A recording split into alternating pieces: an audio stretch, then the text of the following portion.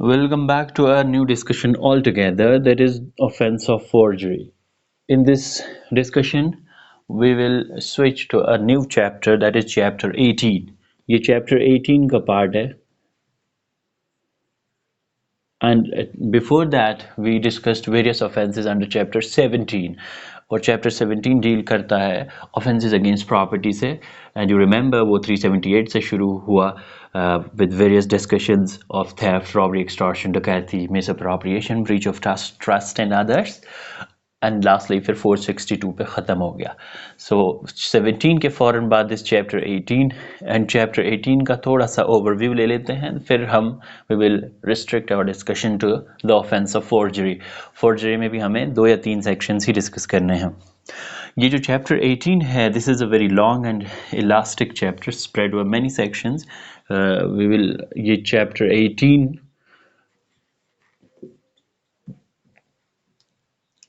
these overview or this mapping of the provisions helps things to be located properly in the mind. चीज़ें जल्दी और आसानी से याद हो जाती हैं. This whole chapter deals with offenses, specific offenses relating to documents or property marks. Documents, offenses relating to documents and property marks. Previous chapter was related to property offenses against property itself, but this chapter intends to protect the genuineness of documents and property marks.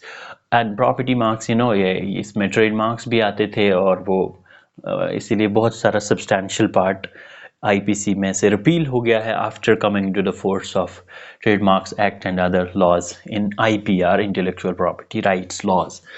So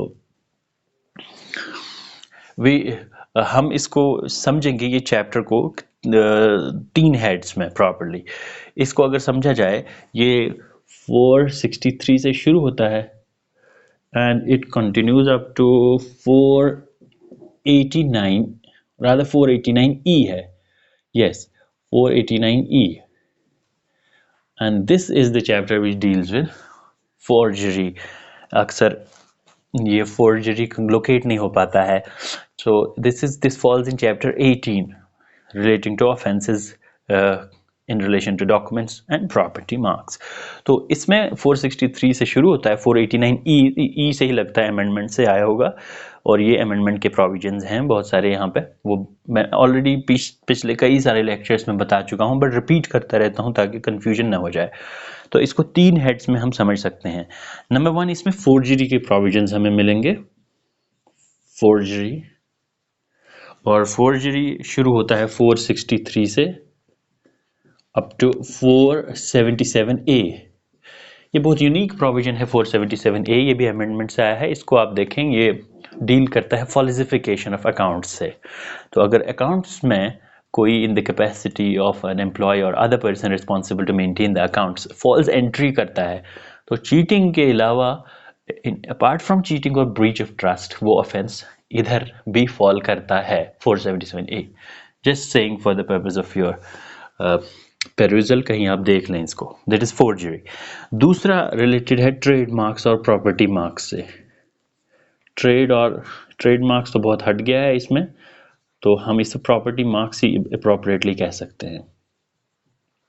trade और property marks जो हैं, ये 78 से obviously फिर शुरू होंगे और 489 तक. इतना ही ये चैप्टर था. अब जो प्रोविजन मैं बता रहा हूँ वो सब अमेंडमेंट से आया है, जिसे हम कहते हैं काउंटरफीटिंग करेंसी और बैंक नोट्स. करेंसी के अलावा भी बैंक के नोट होते हैं कुछ, जैसे चेक्स भी, बिल्स भी, एट्सेट्रा, जिनकी मॉनेटरी वैल्यू होती है. तो काउंटरफीटिंग करेंसी ये 489A से लेकर के 489E तक है. इसमें से A, B, C, D तो 1899 की अमेंडमेंट ही से आया था, that is before the during the colonial era. और 489E प्रोबेबली 1943 में आया है. ये लास्ट प्रोविजन 1943 के आसपास ऐड हुआ था.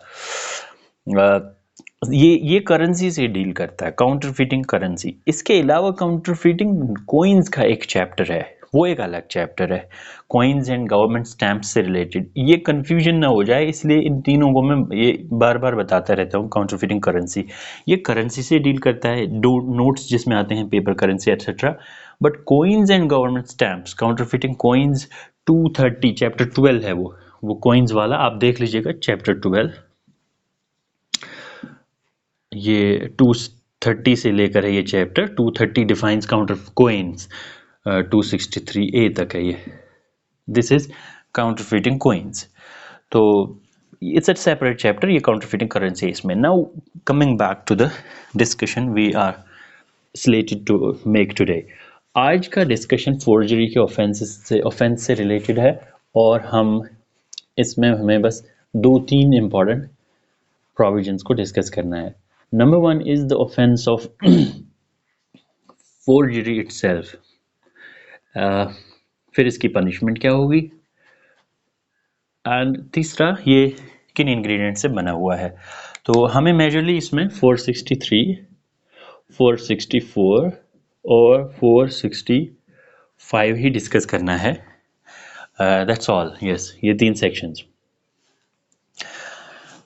इसमें याद रहे, बार बार मैं बता रहा हूँ, 463 से 477 ए तक है फोर्जरी का, 477 ए तक। ना फोर्जरी के ऑफेंस को समझने के लिए 463 एलोन काफ़ी नहीं है, इसमें 464 भी समझना पड़ेगा। These two sections combinedly or together define the offense of forgery, and then the offense of forgery has been made punishable under 465. punishment for forgery has been given under, ये punitive clause है, 465, and which may extend to 2 years or fine or both, 2 or fine or both. अब problem based question जब आते हैं, बहुत जगह आप confuse हो सकते हैं कि चीटिंग है या फोर्जरी। वो दोनों के सेक्शंस अलग अलग, दोनों के इंग्रेडिएंट्स लगा करके समझा जाएगा। But don't hesitate in saying कोई के बहुत सारे ऑफेंसेस चीटिंग के भी होंगे और फोर्जरी के। बट लिटमस टेस्ट ये है कि फोर्जरी तभी होगा when it relates to document, because forgery is an offense against document, not property or anything. Specifically ये document, false document से relate करता है, हमें definition में ही पता चलेगा। If the transaction or the offense does not involve any false document, then we would safely say कि forgery नहीं हुआ है इसमें। सो 465 में ही ऑर्डिनरीली पनिशेबल है, इसीलिए 468 भी आप बस अपनी तौर से नोट कर लीजिए। 468 एक यूनिक प्रोविजन है जिसमें forgery for the purpose of cheating punishable है, उसमें 7 years की पनिशमेंट है। Now coming back to the definition, let's move to the definition. 463 कैसे डिफाइन करता है फोर्जरी को। Look, forgery is an offence which is premised on just one actus reus. Forgery का actus reus बहुत simple है, mens rea इसका difficult है। There are more than, I would say 8 mains रिया डिसजंक्टिवली। ऐसा नहीं है कि सबका एक साथ मौजूद होना जरूरी है। मेंस रिया उन 8 में से एक भी होगा, plus actus reus of making a false document, ये फोर्जरी हो जाती है। Let's look at the bare provision. Whoever makes any false document, number 1 ये एक्टस रियस है, क्या फॉल्स डॉक्यूमेंट बनाना, making a false document. Whoever makes any false document or false electronic record. This word electronic record आपको बार बार digital signature, electronic record etc दिखेगा. These are a bit technical and more recent terms in the context of the drafting of the Indian Penal Code, क्योंकि 1860 का है and then technology इतनी advance नहीं थी, तो ये electronic record, digital signatures etcetera, जो ये आईटी एक्ट 2000 के बाद अमेंडमेंट हुआ है, और अमेंडमेंट से 2000 के अमेंडमेंट से ऐसे वर्ड्स आए हुए हैं, जैसे अभी आपको सक्सीडिंग प्रोविजंस में भी दिख जाएगा। वो ज़्यादा इंपॉर्टेंट नहीं है, इंपॉर्टेंट ये है कि हम फॉल्स डॉक्यूमेंट ही था तब तक, अब फॉल्स इलेक्ट्रॉनिक रिकॉर्ड भी आ गया है। सो हुएवर मेक्स फॉल्स डॉक्यूमेंट और फॉल्स इलेक्ट्रॉनिक रिकॉर्ड और पार्ट, या इसका पार्ट पूरा बनाए या इसका पार्ट बनाए, और पार्ट ऑफ दिस डॉक्यूमेंट और electronic record, now this is act serious. Practically उसको करना ये है कि उसने फॉल्स डॉक्यूमेंट बनाया या फॉल्स इलेक्ट्रॉनिक रिकॉर्ड बनाया, या फॉल्स डॉक्यूमेंट या इलेक्ट्रॉनिक रिकॉर्ड का कोई पार्ट ही बनाया फॉल्स, कोई फॉल्स पार्ट बनाया। नाउ इंटेंशन और मेंजरिया क्या है? मेंजरिया बहुत सारे हैं, उनको सम अप करेंगे और यही इंग्रेडिएंट्स हम डिस्कस कर रहे हैं। अभी हम एक बार देखते जाएंगे और फिर एक टुगेदर एक रीडिंग सारी 463 की लगाएंगे। Whoever makes any false document or false electronic record or part of document or electronic record with intent to cause damage, intention to cause damage, with intention to cause damage or injury या injury. See, intention to cause damage और injury अगर समझा जाए तो ये दो मेंजरिया हैं वैसे, intention to cause damage और intention to cause injury, इसलिए मैंने कहा 8 से ज़्यादा मेंजरियाज दिखेंगे आपको। किसको damage injury? To the public और to any person. To public जैसे आपने मिसचीफ में देखा, इसी it was an offence against public और प्राइवेट पर्सन। टू पब्लिक और एनी पर्सन यानी पब्लिक को या एनी पर्सन को। फॉर एग्जांपल उसने अपना जैसे आइडेंटिफिकेशन कार्ड या आइडेंटिटी कार्ड नकली बनाया, that he is a certain food inspector etcetera. और बहुत सारे ऐसे फर्जी लोग आते हैं मार्केट चेकिंग स्क्वाड के नाम पे और पूरे मार्केट से पैसा वसूल लेते हैं और ट्रैफिक पुलिस बन जाते हैं। सो पब्लिक को with intention to cause damage और इंजरी। लुक, डैमेज और इंजरी दो वर्ड्स क्यों यूज़ किए? Injury you remember it is 44 और 44 वो इंजरी वो हार्म है इलीगली कॉज्ड। तो लीगली भी कोई डैमेज हो सकता है जिसमें इंजरी से वो वर्ड, वो फ्रेज या वो पार्ट वो कवर नहीं हो पाएगा, तो इसलिए डैमेज। तो लीगली भी कोई उसको कि कोई ऐसा काम करवाया जा सकता है जिससे फोर्जरी के बाद फॉल्स डॉक्यूमेंट के बेस पे उसकी इंजरी तो ना हो, इलीगल हार्म तो ना हो, लीगल हार्म हो जाए बेचारे का। फॉर एग्जांपल उसको किसी चीज़ में फोर्ज डॉक्यूमेंट दे दिया और उसको डील करने दिया एक ऐसी चीज़ में जो इलीगल थी, तो ही स्टार्टेड डीलिंग और या लाइसेंस दे दिया, ड्रग लाइसेंस। तो अब अगर उसकी दुकान सीज हो जाती है, फाइन देना पड़ता है, that's not injury within the terms of 44, that's a damage. लेकिन जो उसके साथ हुआ है by the means of forge और false document, that's an offence of cheating as well as forgery. So intention to cause damage, इसलिए damage और injury दोनों को यूज किया, टू पब्लिक और to any person. So intention to cause damage और injury और to public और any person. Next होना चाहिए और टू सपोर्ट एनी क्लेम और टाइटल। क्लेम और टाइटल ये सारे मेंजरियाज अलग अलग लिखने हैं इंग्रेडिएंट वाइज। इसने बस बनाया फॉल्स डॉक्यूमेंट या फॉल्स इलेक्ट्रॉनिक रिकॉर्ड या इसका कोई पार्ट बनाया। You remember for your bare perusal of the penal code, आप देखिएगा इसको डेफिनेशंस में।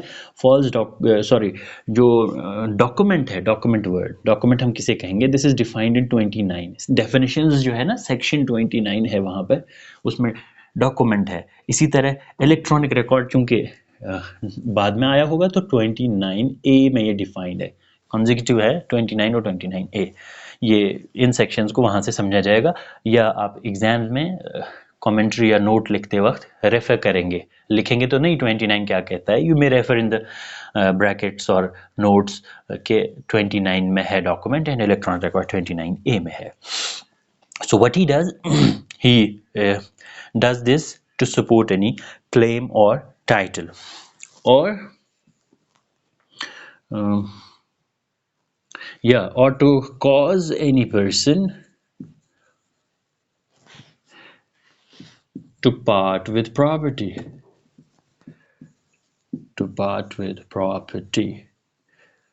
या मिसाल के तौर पर इसकी इलस्ट्रेशन यही बता रहा हूं, मैं भूल जाऊंगा फिर ये। There is illustration J probably, जो 464 की इलस्ट्रेशन J है, उसमें आप देखेंगे कि एक इंसान नकली कागज़ डॉक्यूमेंट बनाता है इन the name of a person कि ये मोहताज है, ज़रूरतमंद है, इसको एल्म्स दिए जाए, खैरात दी जाए, एंड देन ताकि लोग उसको खैरात सच में दे।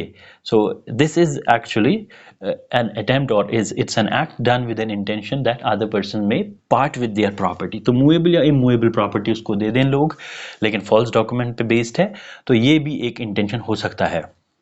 intention to cause damage to or injury to a public or any person, और intention to support any claim or title, और ये सारा intention से जुड़ा हुआ है। to cause any person to part with any property, to और to enter, इन सब का इंटेंशन है ये, और to enter into any contract, any contract, किसी भी कॉन्ट्रैक्ट में एक्सप्रेस और इम्प्लाइड। बैरक देखते रहिएगा, उससे आपको ये चीज़ें समझ में आएंगी मैं क्यों बोल रहा हूँ। और to enter into any express और implied contract,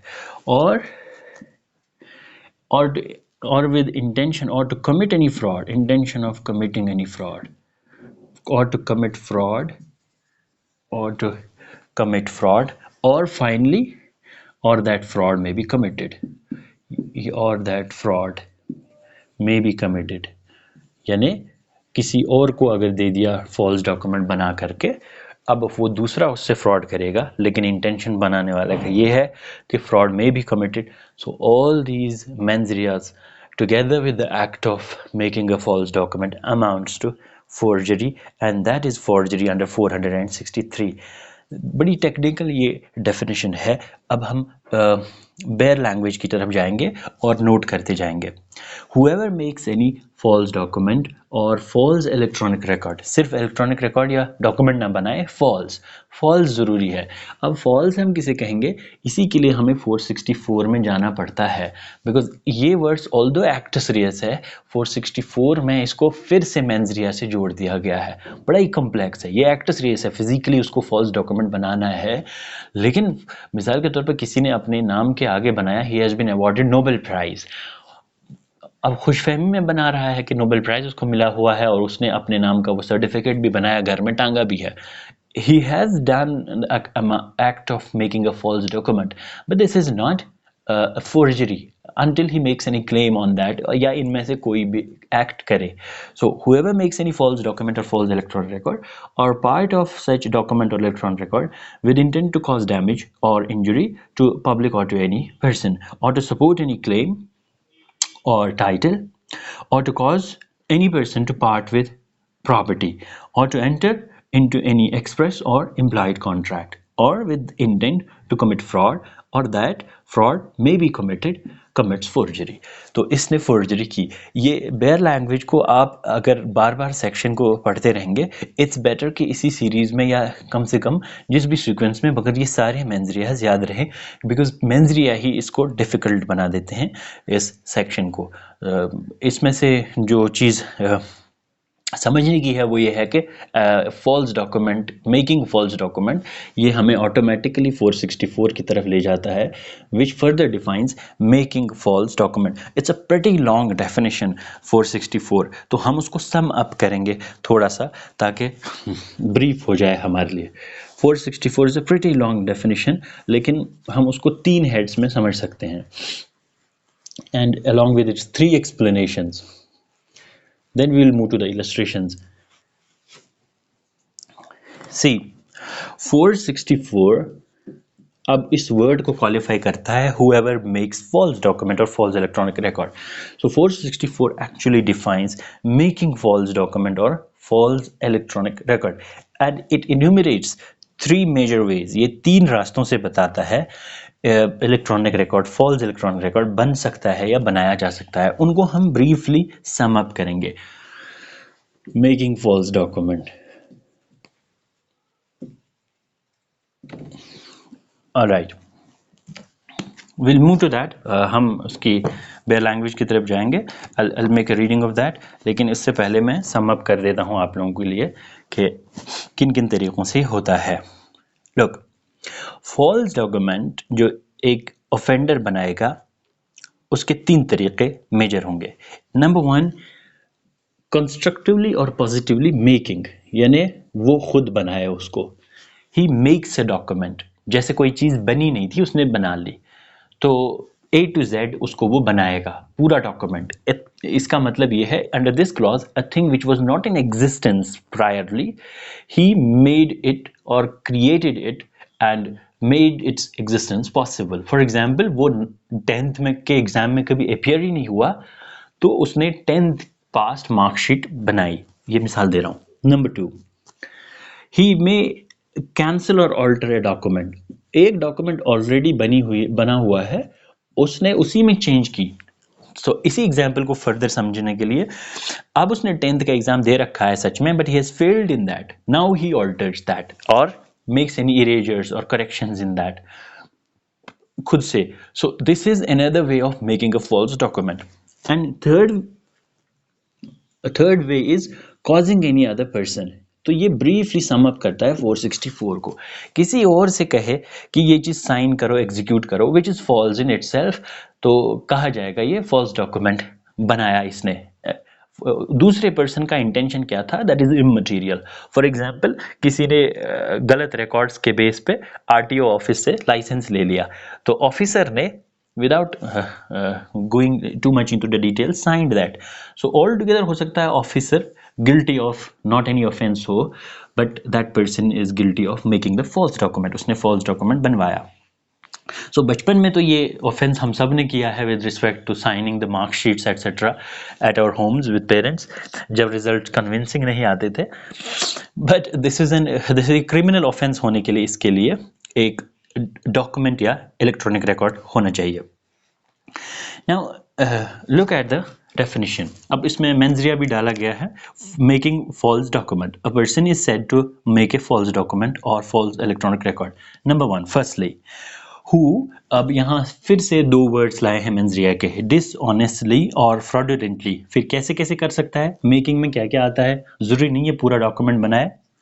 makes, science, seals और एग्जीक्यूट्स अ डॉक्यूमेंट और a part of a document. तो इवन सिग्नेचर, सिर्फ सिग्नेचर करे एक चीज़ के, तो फॉल्स सिग्नेचर करे या सॉरी करेक्ट सिग्नेचर करे बट कंटेंट्स उसके डॉक्यूमेंट के फॉल्स हैं, तो ही मे डू मेकिंग डॉक्यूमेंट के कई सारे तरीके हैं जब वो पर्सनली बनाता है अंडर वन. अब उनको मैं यहाँ बोर्ड पे नहीं लिख सकता, आप सम अप करके इसको नोट कर सकते हैं. बाय मेकिंग, साइन, सीलिंग और एग्जीक्यूटिंग. एग्जीक्यूटिंग कहते हैं किसी चीज़ को साइन करके वैलिडेट करना. So that is act of executing. Making, sign, seal और एग्जीक्यूटिंग, और ट्रांसमिटिंग एनी इलेक्ट्रॉनिक रिकॉर्ड, और fixing any electronic signature on any electronic record, और मेकिंग एनी मार्क यानी थंब इम्प्रेशन डाला या कोई चीज़, और denoting the execution of a document और the authenticity of electronic signature. Even thumb impression भी अगर उसने फॉल्स डॉक्यूमेंट बनाने के लिए किया तो ये कहा जाएगा कि he has dishonestly or fraudulently done all these acts. लेकिन dishonestly और fraudulently, अब किसी ने अंगूठा डाला and innocence में मार्क किया ये thumb impression, this is not act of making a false document. So he must do any of these acts. आप bare language देख लीजिएगा, फिर मेरी बात का सेंस बनेगा. He must either make, sign, seal, execute, transmit, or affix any electronic signature, etc., or any mark so as to authenticate the document with dishonest intention or fraudulently, with the intention of causing it to be believed that such document or part of document or electronic record was made, signed, sealed, or executed, or transmitted, or affixed by the authority of a person by whom or by whose authority he knows that it was not made, signed, sealed, executed, or affixed. यानी उसने उसको इस intention से बनाया कि इसकी authority वो लगे कि जो जिसकी अथॉरिटी नहीं थी, मगर इंटेंशन था डिसऑनेस्ट और फ्रॉडुलेंट. मैंने जैसे मिसाल दी, अगर एक इंसान ने कोई 10th की मार्कशीट या 10th में गोल्ड मेडल, 12th में गोल्ड मेडल की मार्कशीट या कोई वो सर्टिफिकेट बनाया और घर पे अपने टांगा, all this essentially satisfies all the ingredients, लेकिन डिसऑनेस्ट इंटेंशन या फ्रॉडुलेंट इंटेंशन प्रूव नहीं है, उसने घर पे टांगने के लिए किया ऐसा, this is not making a false document. He must do that dishonestly और fraudulently with the intention of causing it to be believed. So dishonestly और फ्रॉडुलेंटली जरूरी है. अगर वो सिर्फ बनाता है एक document, this is not making false document, howsoever false or unauthenticated or invalid the document may be. तो ये समझना जरूरी है. नंबर 2, दूसरा तरीका जो है वो कैंसिल या ऑल्टर करेगा इस चीज को. तो इसको समझने के लिए हम इलस्ट्रेशन ए और सी की तरफ देखेंगे. फॉर एग्जांपल इलस्ट्रेशन ए में जो फर्स्ट है, जो स्टेप उसने खुद बनाया, इलस्ट्रेशन ए में आपने देखा कि उसमें आप देखेंगे 10,000 रुपए पे लिखता है एक के letter of credit with respect to 10,000 rupees. 10,000 में ही adds one cipher, that is zero, cipher जिसे हम कहते हैं, एक जीरो और ऐड करता है और मेकिंग इट टू अपीयर कि 10,000 नहीं 1,00,000 रुपया है. सो this is act of forgery. ये इंसान चेक में भी कर सकता है. So it is making that तो एक ने एक दूसरे के नाम चेक लिखा और चेक में चेक बनाने वाले ने 1000 लिखा या 10,000 लिखा और उसने एक जीरो ऐड करके उसको 1,00,000 बना लिया. This is making a false document under this जो हम अभी डिस्कस कर रहे हैं जब उसने खुद बनाया. दूसरा कैंसलिंग और altering. Secondly, who without lawful authority, dishonestly or fraudulently. So cancellation, alteration or making may be done if there is a lawful authority. मगर अगर lawful authority नहीं है, इसीलिए हर बार without lawful authority दिखेगा आपको. Who without lawful authority, dishonestly or fraudulently, हर जगह मेंजरिया यहाँ भी dishonestly or fraudulently है. By cancellation or otherwise alters a document or an electronic record, or either by himself or by any other person, which such person be, whether such person be living or dead at the time of such alteration. चाहे वो जिंदा था वो इंसान या मरा हुआ था जिसके नाम का वो ऑल्ट्रेशन या कैंसिलेशन किया. अब इसकी इलस्ट्रेशंस जो हैं, इलस्ट्रेशन F और G आप देख लीजिएगा, मैं उनको ब्रीफली डिस्कस कर रहा हूँ यहाँ. इलस्ट्रेशन F और illustration G. For example illustration F में क्या होता है? इलस्ट्रेशन F में Z's will contains these words कि Z एक आदमी है उस या इंसान है जिसने एक वसीयत लिखी है और वसीयत में लिखा है कि I direct that, उसने वसीयत लिखी अपनी A, B और C के नाम, A, B and C, और A ने dishonestly with dishonest intention A, B और C में से B का नाम या C का नाम हटा दिया मिसाल के तौर पर, ताकि ये पता चले कि उसके और दूसरे यानी B या A प्लस B या A प्लस C के दरमियान डिवोल्यूशन ऑफ प्रॉपर्टी होगा. दिस इज फोर्जरी और by making a false document by cancellation और ऑल्ट्रेशन. सिर्फ मिटाना. मिसाल के तौर पर एक इंसान के एग्जाम में मार्क्स हैं 366, उसने in order to gain a benefit 66 को 68 बनाया. So he has done cancellation or alteration या date of birth में change कर दी. These all acts are acts of forgery और अभी हम making false document डिस्कस कर रहे हैं. And the third thing जो हमने तीसरी चीज़ बताई कि किसी और से कहे, thirdly who dishonestly or fraudulently, देखिए हर जगह तीनों केसेस में फॉल्स डॉक्यूमेंट बनाने में डिसऑनेस्टली और फ्रॉडुलेंटली चाहिए. Causes any person to sign, seal और एग्जीक्यूट और डॉक्यूमेंट, ऑल्टर अ डॉक्यूमेंट और electronic record, knowing that such person by reason of unsoundness of mind or intoxication cannot, यानी जो बना रहा है he cannot, वो समझ नहीं सकता इस चीज़ को, by reason of unsoundness of mind or intoxication, or that by reason of deception practiced upon him does not know the contents of the document. So अगर बिना डॉक्यूमेंट के आप देखिए बाय रीजन ऑफ डिसेप्शन ये third person को sign execute यानी यही करवा रहा है, बट अब ऑफेंडर पर्सनली नहीं कर रहा है, खुद नहीं कर रहा है, किसी और से करवा रहा है. दिस पहले तो 1 में इसने खुद ही किया था, 3 में किसी और से यही करवाया, signing, ceiling, executing, making, but उससे जब करवाया तो वो इनोसेंट था all together. He does not know that. By reason of unsoundness of mind or by reason of intoxication, पिया हुआ है, नशे में है, or by reason of deception, जिसे mistake of fact कहेंगे, deception practiced upon him, धोखे से जो उस पर धोखा दिया गया है. So this अगर सिर्फ धोखा होता, आपको याद होगा चीटिंग में होता है, cheating is an offence based on deception, और फिर उसमें क्या होता है वो याद होगा, 2 तरह की चीज़ें होती है प्रॉपर्टी को लेकर के, एक जो प्रॉपर्टी से लेकर नहीं होता है. बट यहाँ डॉक्यूमेंट से related, it's an offence related document clearly, तो इसलिए इसको चीटिंग के साथ कंफ्यूज नहीं करना है. All the many cases cheating और इसके एक साथ हो सकते हैं, लेकिन इसेंशियल सारे सेट्स पे होनी चाहिए. This is purely a case of making false document. तो किसी और से ये चीज़ करवाई. नाउ क्या इंसान अपने ही सिग्नेचर का या अपने ही नाम से फोर्जरी कर सकता है? यस, ये आप याद रखिएगा. Explanation 1 provides that a person may commit forgery of his own signature. ये याद रखिएगा. कभी प्रॉब्लम बेस्ड क्वेश्चन भी आता है कि एक इंसान ने अब ये कैसे हो सकता है, इसको समझने के लिए इलस्ट्रेशंस वहाँ दी हुई हैं. मैं भी कुछ इलस्ट्रेशन देता हूँ ताकि समझ में आ जाए.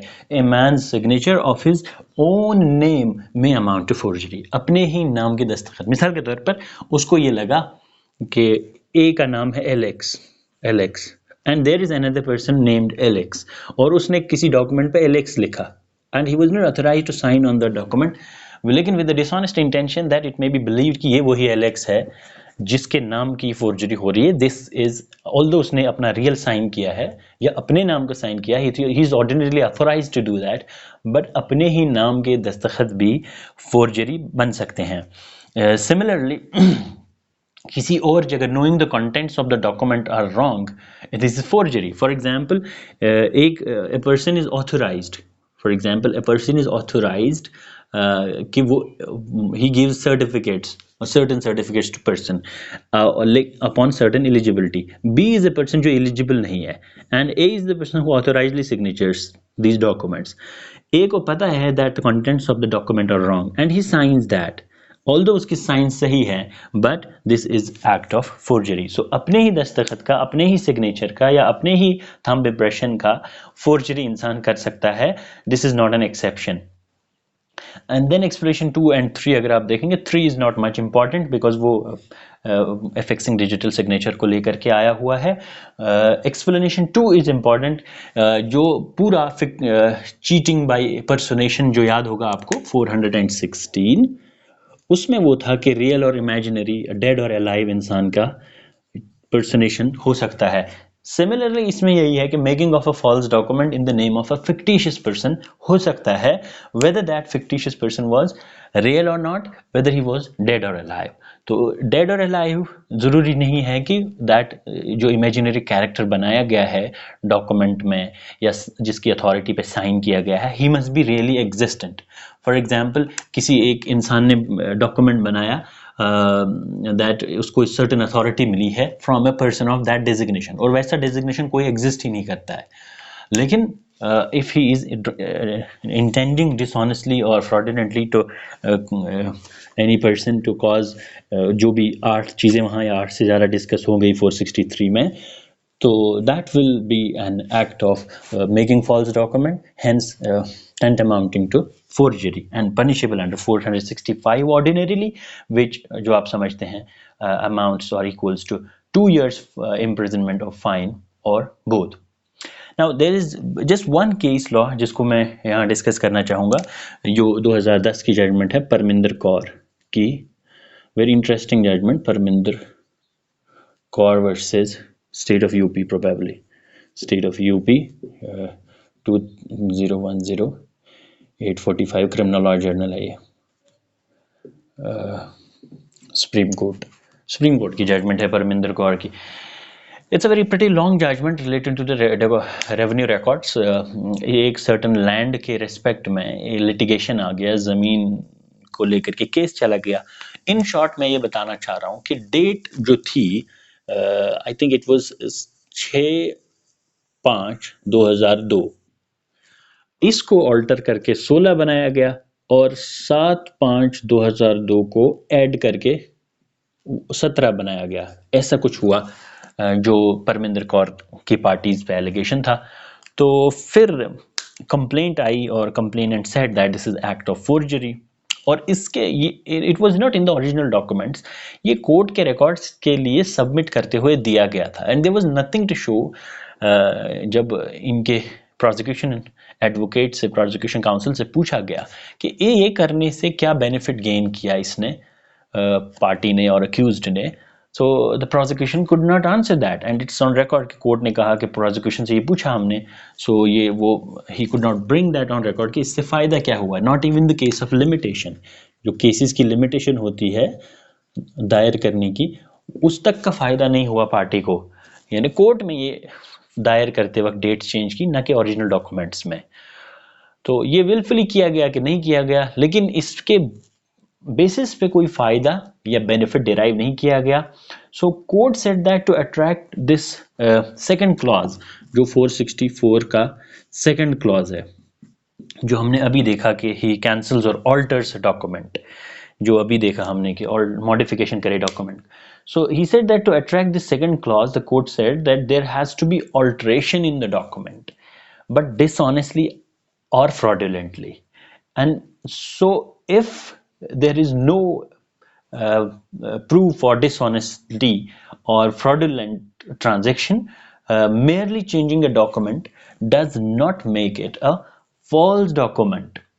So therefore court said that presuming that the figure 1 was added within the date, it cannot be said that the document became false for the simple reason that appellant had nothing to gain from the same. तो इसमें gain कुछ नहीं हुआ, तो court said that ये इस चीज पे या इतने बेसिस पे इसको मेकिंग फॉल्स डॉक्यूमेंट नहीं कह सकते, बिकॉज ऑब्वियसली हमने बताया आपको मेकिंग फॉल्स डॉक्यूमेंट इट्स हालांकि एक्ट सीरियस है, लेकिन उस वक्त भी मेंजरिया होना जरूरी है। फिर इसको जब क्लेम करे उन 8 तरीकों या 8 मेंजरियाज के साथ कभी भी, वो अलग चीज है, लेकिन बनाते वक्त भी या बनाते हुए भी या बनाने की गर्ज कोई होनी चाहिए विच इज डिसऑनेस्टली और fraudulently. That concludes the part of forgery. I hope आपको ये अच्छी तरह समझ में आ गया है. It's pretty brief but pretty technical also. तो 463 की जो definition है बार बार उसको देख लीजिएगा. Whoever makes any false document or false electronic record or part of that document, any document or electronic record with intent to cause damage or injury to the public or to any person or to support any claim or title or to cause any person to part with property or to enter into any expressed or implied contract or with intent to commit fraud or that fraud may be committed, he has committed forgery. तो forgery इस तरह होती है. That's all for today's lecture.